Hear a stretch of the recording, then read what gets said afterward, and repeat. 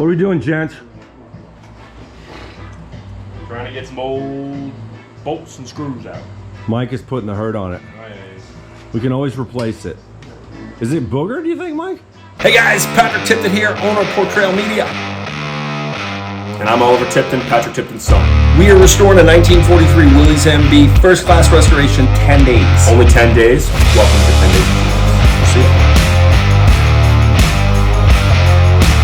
We need to get after it. So, you know how differential works? So look what happens if I spin one wheel. This is why you get stuck. The power goes to the point of least resistance. Right. So I happen to be turning this one. There's resistance on that one, so the other side's not turning. So right now, if you put power to this, you're driving, and this wheel's spinning, and that wheel's not, all the power will go to this thing.